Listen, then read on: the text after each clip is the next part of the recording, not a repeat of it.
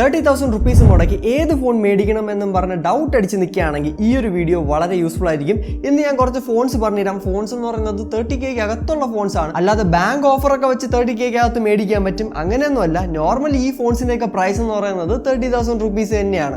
അപ്പോൾ ഒന്നാമത്തെ ഫോൺ എന്ന് പറയുന്നത് കർവ്ഡ് ആംബുലൻസ് ഡിസ്പ്ലേ വേണം, പെർഫോമൻസ് വേണം, അങ്ങനെയൊക്കെ നോക്കുമ്പോൾ ഒരു വെൽ പാക്കേജ്ഡ് ആയിട്ടുള്ള ഒരു ഫോൺ നോക്കുന്നുണ്ടെങ്കിൽ നമുക്ക് റെക്കമെൻഡ് ചെയ്യാൻ പറ്റിയ ഒരേ ഒരു മോഡലേ ഉള്ളൂ. അതാണ് Realme GT60 എന്ന് പറയുന്നത്.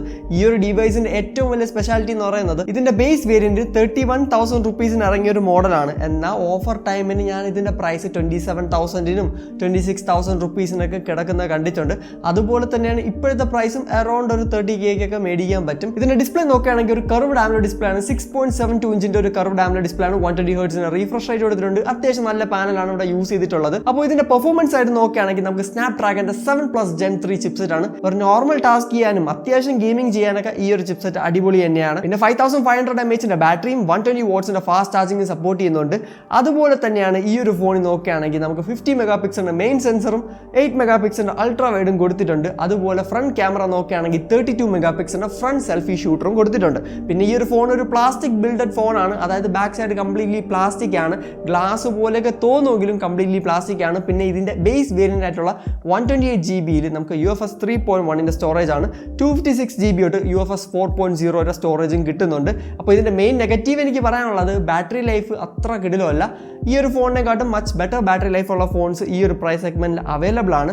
അതുപോലെ തന്നെയാണ് സോഫ്റ്റ്വെയർ ആഡ്സും ബ്ലോഡ്വെയറും കുത്തി നിറച്ചിട്ടുണ്ട്. അതും ഒന്ന് മൈൻഡിലേക്ക് വെച്ചേക്കാം ഈ ഒരു ഫോൺ പർച്ചേസ് ചെയ്യാൻ പോകുന്നുണ്ടെങ്കിൽ. രണ്ടാമത്തെ ഫോണാണ് OnePlusന്റെ സൈഡിൽ നിന്നുള്ള OnePlus Nord 4. ഈ ഒരു ഡിവൈസ് നോക്കുകയാണെങ്കിൽ നമുക്ക് കർവ്ഡ് ആംബുലൻസ് ഡിസ്പ്ലേ ഒന്നും കൊടുത്തിട്ടില്ല. അതേ സമയത്ത് നമുക്ക് കിട്ടുന്നത് സ്ട്രൈറ്റ് ആയിട്ടുള്ള 6.74 ഇഞ്ചിന്റെ ഒരു ആംബുലൻസ് ഡിസ്പ്ലേ ആണ്. 120 Hz റീഫ്രഷ് റേറ്റ് ഉണ്ട്. അത്യാവശ്യം നല്ല പാനലാണ്. കർവ്ഡ് ഡിസ്പ്ലേ ഒന്നും വേണ്ടെന്ന് പറഞ്ഞിരിക്കുന്ന പല ആൾക്കാരും കാണും, അവർക്ക് ഇതൊരു പെർഫെക്റ്റ് ഓപ്ഷൻ ആണ്. പിന്നെ ഈ ഒരു ഫോണിന്റെ പെർഫോമൻസ് ആയിട്ട് നോക്കുകയാണെങ്കിൽ സ്നാപ്ഡ്രാഗൺ 7+ Gen 3 കൊടുത്തിട്ടുണ്ട്. 5500 mAh ബാറ്ററിയും 100 watts ഫാസ്റ്റ് ചാർജിങ്ങും ഈ ഒരു ഡിവൈസിൽ സപ്പോർട്ട് ചെയ്യുന്നുണ്ട്. ബാറ്ററി ബാക്കപ്പും അത്യാവശ്യം നല്ലതാണ്. അതുപോലെ തന്നെ ഇതിന്റെ മെയിൻ ഹൈലൈറ്റ് ഈ ഒരു ഫോണിന്റെ ബിൽഡാണ്. ഗ്ലാസ് ബിൽഡ് ഒന്നും അല്ല ഇവിടെ കൊടുത്തിരിക്കുന്നത്. ആക്ച്വലി ഗ്ലാസിന്റെ എലമെന്റ് ഉണ്ട്, എന്നാൽ മോസ്റ്റ്ലി ഇതിന്റെ ബാക്കൊക്കെ നോക്കുകയാണെങ്കിൽ മെറ്റൽ ഫിനിഷ് ആണ്. ഈ ഒരു ടൈമിൽ മെറ്റൽ ഫിനിഷുള്ള ഫോൺസ് കണ്ടുപിടിക്കാൻ വളരെ ബുദ്ധിമുട്ടാണ്. റെയർ ആണ് ഈ ഒരു മെറ്റൽ ബിൽഡുള്ള ഫോൺസ് എന്ന് പറയുന്നത്. 2024 എനിക്ക് തോന്നുന്നു ആകെ മെറ്റൽ ഫിനിഷിംഗ് തരുന്ന ഒരു ഫോണാണ് നമ്മുടെ OnePlusന്റെ Nord 4 എന്ന് പറയുന്നത്. ക്യാമറ സൈഡ് നോക്കുകയാണെങ്കിൽ അവിടെയും അത്യാവശ്യം നല്ലൊരു ഡീസൻറ്റ് ക്യാമറ പെർഫോമൻസ് കിട്ടും. 50 MP മെയിൻ സെൻസർ കൊടുത്തിട്ടുണ്ട് ബാക്കിൽ. അതുപോലെ തന്നെയാണ് 8 MP അൾട്രാ വൈഡും പ്രൊവൈഡ് ചെയ്യുന്നുണ്ട്. ഫ്രണ്ട് ക്യാമറ 16 MP ആണ്. ഫ്രണ്ട് ക്യാമറ അത്ര കിടിലം പെർഫോമൻസ് ഒന്നുമല്ല, ഒരു ഡീസൻ്റ് ആണ്. എന്നാൽ ഈ ഒരു ഫോണിന്റെ മെയിൻ ഡ്രോബാക്ക് ഇതൊരു OnePlus ഡിവൈസ് ആണ്. OnePlus ഡിവൈസിന് ഒരു മേജർ ഇഷ്യൂ ഇപ്പോൾ ഫേസ് ചെയ്യുന്നുണ്ട് പല ആൾക്കാരും. അപ്പോൾ ആ ഒരു OnePlusന്റെ ഇഷ്യൂവിനെ പറ്റി അറിയാൻ താല്പര്യം ഉണ്ടെങ്കിൽ ഈ ഒരു വീഡിയോ ചെക്കൗട്ട് ചെയ്ത് നോക്കിയാൽ മതി. ഐ ബട്ടണിൽ വീഡിയോ എടുത്തേക്കാം. തീർച്ചയായിട്ടും OnePlusന്റെ ഫോൺ പർച്ചേസ് ചെയ്യാൻ നിൽക്കുന്നുണ്ടെങ്കിൽ കണ്ടു നോക്കുക. 30,000 rupees ആണ് ഇതിന്റെ ബേസ് വേരിയന്റിന്റെ പ്രൈസ് വരുന്നത്. ആ ഒരു ബേസ് വേരിയന്റിന് നമുക്ക് UFS 3.1 ആണ്. എന്നാൽ അതിന്റെ തൊട്ടടുത്ത വേരിയന്റ് തൊട്ട് നമുക്ക് UFS 4.0 കിട്ടും. ഈ ഒരു ഫോണിന്റെ മറ്റൊരു ഡ്രോബാക്ക് എന്ന് പറയുന്നത് ഇതിന്റെ സോഫ്റ്റ്വെയറിൽ ആഡ്സും ബ്ലോഡ്വെയറും കുത്തി നിറച്ചിട്ടുണ്ട്. അപ്പോൾ ആഡ്സും ബ്ലോഡ്വെയറും ഇല്ലാത്ത ഫോൺ വേണമെങ്കിൽ ലാസ്റ്റ് പറയുന്ന ഫോൺ നിങ്ങൾക്കുള്ളതാണ്. അപ്പോൾ അടുത്ത ഓപ്ഷൻ എന്ന് പറയുന്നത് ഗെയിമേഴ്സിന് വേണ്ടിയുള്ള ഒരു ഫോണാണ്. ഗെയിമിംഗ് ചെയ്യണം, എനിക്ക് BGMI കളിക്കണം, അതുപോലത്തെ ഗെയിംസ് ഒക്കെ എക്സ്പീരിയൻസ് ചെയ്യണമെങ്കിൽ നമുക്ക് നോക്കാൻ പറ്റിയ ബെസ്റ്റ് ഓപ്ഷൻ ആണ് പോക്കോന്റെ F6 എന്ന് പറയുന്ന ഡിവൈസ്. അപ്പോൾ ഈ ഒരു പോക്കോന്റെ F6 നോക്കുകയാണെങ്കിൽ അത്യാവശ്യം കിടിലൻ ഡിവൈസ് ആണ്. എന്നാൽ ഇതിനൊരു ചെറിയൊരു പ്രോബ്ലം ഉണ്ട്. ആ ഒരു പ്രോബ്ലം നിങ്ങൾക്കൊരു മേജർ ഇഷ്യൂ ആണെങ്കിൽ ഈ ഒരു ഫോൺ അവോയ്ഡ് ചെയ്യുന്നതായിരിക്കും ബെറ്റർ. എന്നാൽ ഗെയിമിംഗ് പെർഫോമൻസ് എന്ന് പറയുന്ന സംഭവം നോക്കുകയാണെങ്കിൽ ഇതിനെ വെല്ലാൻ വേറൊരു ഡിവൈസ് ഇല്ല. സ്നാപ്ഡ്രാഗന്റെ 8s Gen 3 ആണ് ഇവിടെ യൂസ് ചെയ്തിട്ടുള്ളത്. കിടിലൻ പെർഫോമൻസ് കിട്ടും. ഡിസ്പ്ലേ സൈഡ് നോക്കുകയാണെങ്കിൽ കർവ്ഡ് ആംബുലൻസ് ഡിസ്പ്ലേ ഒന്നും അല്ല ഇവിടെ കൊടുത്തിരിക്കുന്നത്. പകരം 6.67 ഇഞ്ചിന്റെ ഒരു സ്ട്രൈറ്റ് ആയിട്ടുള്ള ആംബുലൻസ് ഡിസ്പ്ലേ ആണ്. 120 Hz റീഫ്രഷ് റേറ്റ് ഉണ്ട്.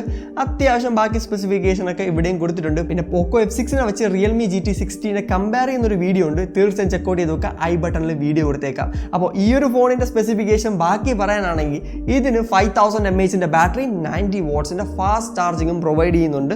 പിന്നെ സോഫ്റ്റ്വെയർ ഹൈപ്പർ വോയിസ് ആണ്. അങ്ങനത്തെ പരിപാടിയൊക്കെ നമുക്ക് ഇവിടെ കിട്ടും. വളരെ കസ്റ്റമൈസേഷൻ ചെയ്യാനുള്ള കുറേ ഫീച്ചേഴ്സ് കിട്ടും.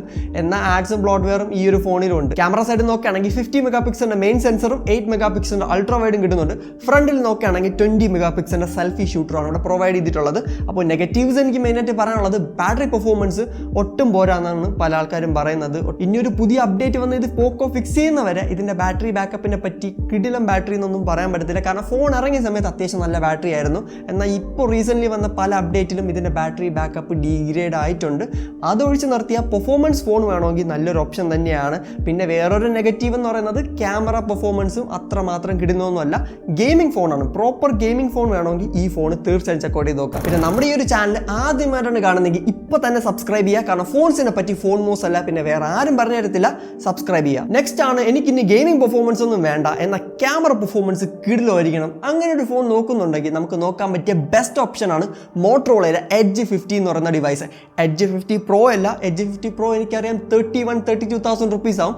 ഈ ഒരു ഫോൺ നോക്കുകയാണെങ്കിൽ 28,000 ആ ഒരു റേഞ്ചിലൊക്കെ നമുക്ക് മേടിക്കാൻ പറ്റും. അപ്പോൾ ആ ഒരു പ്രൈസിന് മോട്ടറോളയുടെ പ്രോ വെർഷനായിട്ട് കമ്പയർ ചെയ്യുമ്പോൾ ചേഞ്ച് മേജറായിട്ട് വന്നിട്ടുള്ളത് ഇതിൻ്റെ ചിപ്സെറ്റിൽ മാത്രമാണ്. അപ്പോൾ ഡിസ്പ്ലേ സൈഡ് നോക്കുകയാണെങ്കിലും ഒരു കർവ്ഡ് AMOLED ഡിസ്പ്ലേ ഇവിടെ കിട്ടുന്നുണ്ട്. 6.67 ഇഞ്ചിൻ്റെ POLED ഡിസ്പ്ലേ ആണ് ഇവിടെ യൂസ് ചെയ്തിട്ടുള്ളത്.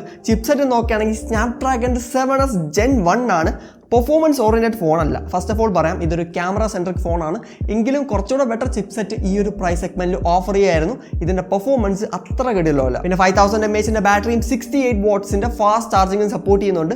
അതുപോലെ തന്നെ 15 വാട്ട്സിന്റെ വയർലെസ് ചാർജിങ്ങും കൂടെ കൊടുത്തിട്ടുണ്ട്. ഈ പ്രൈസ് സെഗ്മെന്റിൽ എനിക്ക് തോന്നുന്നില്ല വേറെ ഏതെങ്കിലും ബ്രാൻഡ് വയർലെസ് ചാർജിങ് ഓഫർ ചെയ്യുന്നുണ്ടെന്ന്. ഇതിൽ വയർലെസ് ചാർജിങ്ങും സപ്പോർട്ട് ചെയ്യുന്നുണ്ട്. ശരിയാണ്, S21 FE ഒക്കെ മേടിക്കാൻ പറ്റും. ആ ഫോൺസ് ഒന്നും നമ്മളിപ്പോൾ റെക്കമെൻഡ് ചെയ്യാറില്ല, കാരണം ബാറ്ററി ബാക്കപ്പ് മോശമാണ്. മോട്ടറോളയുടെ ഫോണിൻ്റെ അല്ല, മോട്ടറോളയുടെ ഫോണിൻ്റെ ബാറ്ററി അത്യാവശ്യം നല്ലതാണ്. സാംസങ്ങിൻ്റെ കാര്യമാണ് ഞാൻ നേരത്തെ പറഞ്ഞത്. അപ്പോൾ ഈ ഒരു ഫോണിൻ്റെ ബാറ്ററി ബാക്കപ്പ് ഒന്നും വലിയ ഇഷ്യൂസ് വരാൻ ചാൻസ് ഇല്ല, കാരണം മോട്ടറോളയുടെ ഒപ്റ്റിമൈസേഷൻ ബാറ്ററി ബാക്കപ്പിൻ്റെ ഡിപ്പാർട്ട്മെൻറ്റിൽ അത്യാവശ്യം നല്ലതാണ്. എന്നിരുന്നാലും ഇതിനെപ്പറ്റി ഡെഡിക്കേറ്റഡ് റിവ്യൂ അല്ലെങ്കിൽ യൂസർ എക്സ്പീരിയൻസ് ഒക്കെ ചെക്കൗട്ട് ചെയ്തിട്ട് മാത്രം ഈ ഒരു ഫോൺ പർച്ചേസ് ചെയ്യുന്നതിനെ പറ്റി ചിന്തിക്കുക. അത്യാവശ്യം ഡീസൻറ്റ് ഫോൺ തന്നെയാണ്. ക്യാമറയാണ് ഇതിൻ്റെ മെയിൻ ഹൈലൈറ്റ്. ക്യാമറ പെർഫോമൻസ് വേണമെങ്കിൽ അടിപൊളി ക്യാമറ പെർഫോമൻസ് നമുക്ക് കിട്ടുന്നതാണ്. 50 മെഗാപിക്സലിൻ്റെ മെയിൻ സെൻസർ കിട്ടുന്നുണ്ട്. അതുപോലെ തന്നെ ബാക്കി കൊടുത്തിട്ടുള്ള 2 സെൻസറും കിടിലാണ്. അതായത് യൂസ് ഉള്ള സെൻസേഴ്സ് ആണ്. 2 മെഗാപിക്സലിന്റെ സെൻസർ ഒന്നും വെച്ച് കുത്തി നിറച്ചിട്ടില്ല. ഇതിന്റെ ക്യാമറ സൈഡ് നോക്കുകയാണെങ്കിൽ 50 മെഗാപിക്സൽ പ്ലസ് 13 മെഗാപിക്സലിന്റെ അൾട്രാ വൈഡ് ആണ് വിത്ത് ഓട്ടോ ഫോക്കസ്. ഈ ഒരു ഓട്ടോ ഫോക്കസ് എന്ന് പറയുന്ന സംഭവം ഇപ്പം വന്ന iPhone 16 ആപ്പിൾ വരെ നമ്മുടെ ഈ ഒരു നോൺ പ്രോ വേരിയന്റിൽ കൊണ്ടുവന്നത്. അതായത് 70,000-80,000 രൂപയുടെ ഫോണിൽ ഇപ്പോഴാണ് ഓട്ടോ ഫോക്കസ് കൊണ്ടുവന്നത്. അതായത് വേറെ ഒന്നുമല്ല സംഭവം. ഇപ്പോൾ ഈ ഒരു സംഭവത്തിന്റെ മാക്രോ ഫോട്ടോ എനിക്ക് എടുക്കണമെങ്കിൽ ഈ ഒരു ഓട്ടോ ഫോക്കസ് ഉള്ളതുകൊണ്ട് തന്നെ ultra wide angle camera use ചെയ്ത് നമുക്ക് ഓട്ടോ ഫോക്കസ് ഉള്ളതുകൊണ്ട് മാക്രോ ഷോട്ട്സ് എടുക്കാൻ പറ്റുന്നതാണ്. പിന്നെ ഒരു ടെലിഫോട്ടോയും കൊടുത്തിട്ടുണ്ട് 10 മെഗാപിക്സലിൻ്റെ. അപ്പോൾ ക്യാമറ ഓവറോൾ കിടിലാണ് ഈ ഒരു ഫോണിൻ്റെ. പിന്നെ സെൽഫി ഷൂട്ടറായിട്ട് 32 മെഗാപിക്സലാണ് പ്രൊവൈഡ് ചെയ്തിട്ടുള്ളത്. അപ്പോൾ ക്യാമറ സെൻട്രിക് ആയിട്ട് നോക്കുന്നുണ്ടെങ്കിൽ ചെക്കൗട്ട് ചെയ്ത് നോക്കുക. എന്നാൽ ഇതിൻ്റെ മെയിൻ ഡ്രോബാക്ക് ഇതിൻ്റെ സോഫ്റ്റ്വെയർ എക്സ്പീരിയൻസ് ആണ്. സോഫ്റ്റ്വെയറിൻ്റെ എക്സ്പീരിയൻസിന് വേറെ ഇഷ്യൂസ് ഒന്നുമില്ല. എന്നാൽ വല്ല ബഗ്ഗും ഫേസ് ചെയ്ത് കഴിഞ്ഞാൽ അപ്ഡേറ്റ് ഒന്നും പ്രോപ്പറായിട്ട് കിട്ടത്തില്ല. 5 വർഷം തരാം, 3 വർഷം തരാം എന്നൊക്കെ പ്രോമിസ് മാത്രമേ ഉള്ളൂ മോട്ടറോളയുടെ സൈഡിൽ നിന്ന്. അപ്ഡേറ്റ് കിട്ടുന്നത് വളരെ മോശമാണ്. അതായത് മോട്ടറോളയുടെ എഡ്ജ് 50 പ്രോ നോക്കുകയാണെങ്കിൽ ആകെ ഒരു അപ്ഡേറ്റ് എന്തോ ആണ് ഈ ഒരു ഫോൺ ലോഞ്ച് ആയതിനു ശേഷം ഇതുവരെ കൊടുത്തിട്ടുള്ളതെന്നാണ് എൻ്റെ ഒരു വിശ്വാസം. അപ്പോൾ അത്രമാത്രം മോശമാണ് മോട്ടറോളയുടെ അപ്ഡേറ്റ് സിറ്റുവേഷൻ. അതും പല ബഗ്ഗും ഫിക്സും ആവുന്നില്ല. അതുകൊണ്ട് സോഫ്റ്റ്വെയർ അപ്ഡേറ്റ് ഒന്നും പ്രതീക്ഷിക്കേണ്ട. മോട്ടറോളയുടെ ഡിവൈസിൽ റെയർ ആയിട്ടേ കിട്ടത്തുള്ളൂ. നെക്സ്റ്റ് ആണ്, ക്ലീൻ സോഫ്റ്റ്വെയർ എക്സ്പീരിയൻസ് വേണം എന്നുള്ളവർക്ക് റെക്കമെൻഡ് ചെയ്യാൻ പറ്റിയ ഒരേ ഒരു ഡിവൈസ്, അതാണ് നത്തിങ് ഫോൺ 2A+. ശരിക്കും ഈ ഒരു പ്ലസിൻ്റെ ആവശ്യമുണ്ടോ എന്ന് ചോദിച്ചു കഴിഞ്ഞാൽ എൻ്റെ അടുത്ത് ചോദിച്ചു കഴിഞ്ഞാൽ പ്ലസിൻ്റെ ആവശ്യമില്ല. നത്തിങ് ഫോൺ 2 എടുത്താലും മതിയാവും. എന്നാൽ ഈ ഒരു 30K പ്രൈസ് സെഗ്മെൻറ്റിൽ 5 ഡിവൈസ് റെക്കമെൻഡ് ചെയ്യണമല്ലോ, അതുകൊണ്ടാണ് ഞാൻ ഈ ഒരു ഡിവൈസിനെ ആഡ് ചെയ്തത്. സോഫ്റ്റ്വെയർ എക്സ്പീരിയൻസ് വേണം എന്നുണ്ടെങ്കിൽ മാത്രം ഈ ഒരു ഡിവൈസ് ചെക്കൗട്ട് ചെയ്താൽ മതി. അല്ലാതെ 2Aയും 2A+ തമ്മിൽ മേജർ ഡിഫറൻസ് ഒന്നുമില്ല. ഡയമൻസിറ്റിയുടെ 7350 എന്ന് പറയുന്ന ചിപ്സെറ്റാണ് ഇവിടെ യൂസ് ചെയ്തിട്ടുള്ളത്. അതും 7200 ആയിട്ട് നോക്കുകയാണെങ്കിൽ 7200 ചെറുതായിട്ട് ഓവർ ക്ലോക്ക് ചെയ്തൊരു വെർഷനാണ്. അതുപോലെ തന്നെ ക്യാമറ സൈഡിൽ നത്തിങ് ഫോൺ 2A ആയിട്ട് കമ്പയർ ചെയ്യുമ്പോൾ 2A+ന് സെൽഫി ഷൂട്ടർ 50 മെഗാപിക്സൽ ആക്കിയിട്ടുണ്ട്. അതുകൊണ്ട് തന്നെ ഫ്രണ്ട് ക്യാമറ യൂസ് ചെയ്ത് 2A+ന് 4K വീഡിയോസ് എടുക്കാൻ പറ്റും. ഇതൊക്കെ ഒരു മേജർ ഡിഫറൻസ് ആണോ എന്ന് ചോദിച്ചു കഴിഞ്ഞാൽ ഒട്ടും തന്നെ അല്ല. അപ്പോൾ എൻ്റെ ഒരു ചോയ്സ് എന്ന് പറയുന്നത് 2A എടുക്കുന്നതാണ് ഫാർ ബെറ്റർ ഓപ്ഷൻ. പിന്നെ ഫാസ്റ്റ് ചാർജിങ്ങും 2A+ കൂടിയിട്ടുണ്ട്. 45 50 വാട്ട്സും ആയിട്ടുണ്ട്. അപ്പോൾ സോഫ്റ്റ്വെയർ എക്സ്പീരിയൻസ് വേണമെന്നുണ്ടെങ്കിൽ മാത്രം ഈ ഒരു ഫോൺ ചെക്കൗട്ട് ചെയ്താൽ മതി. 2A എടുക്കുന്നതാണ് ഫാർ ബെറ്റർ ഓപ്ഷൻ. 2A+ തന്നെ എടുക്കണമെങ്കിലും വലിയ ഇഷ്യൂസ് ഇല്ല.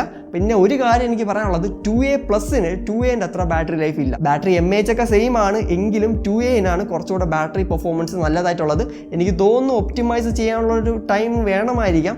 എന്നിരുന്നാലും നമുക്ക് ഇപ്പോൾ എന്തായാലും അതിൻ്റെ ബാറ്ററി ബാക്കപ്പ് അത്ര കിടിലമല്ല. അതുകൊണ്ട് ബാറ്ററിയുടെ ഡിപ്പാർട്ട്മെൻറ്റ് ഒന്ന് ചെക്ക് ചെയ്യുക. ഈ ഒരു ഫോൺ പർച്ചേസ് ചെയ്യാൻ പോകുന്നുണ്ടെങ്കിൽ അപ്പോൾ ക്ലീൻ സോഫ്റ്റ്വെയർ ഉള്ള ഒരു ഫോൺ വേണമെങ്കിൽ ഇതാണ് എൻ്റെ ചോയ്സ് എന്ന് പറയുന്നത്. അപ്പോൾ ഈ ഒരു വീഡിയോ പറഞ്ഞ ഫോൺസ് ഒക്കെ നിങ്ങൾക്ക് ഇഷ്ടമായിട്ടുണ്ട് അല്ലെങ്കിൽ ഇതിനെക്കാട്ടും ബെറ്റർ ഫോൺസ് വേറെ ഉണ്ടെങ്കിൽ തീർച്ചയായിട്ടും താഴെ കമൻസിൽ മെൻഷൻ ചെയ്യുക. നിങ്ങളിൽ എത്ര പേരാണ് സ്നാപ്ഡ്രാഗൺ ഉള്ള ഫോൺ യൂസ് ചെയ്യുന്നത് അല്ലെങ്കിൽ ഡയമൻസിറ്റി ആണെങ്കിൽ അതിനെപ്പറ്റി ഒന്ന് താഴെ കമൻസിൽ മെൻഷൻ ചെയ്യുക. അപ്പോൾ ഈ ഒരു വീഡിയോ ഇഷ്ടമായ തീർച്ചയായിട്ടും നമ്മുടെ ബാക്കിയുള്ള വീഡിയോസോട് ചെക്കൗട്ട് ചെയ്ത് നോക്കുക.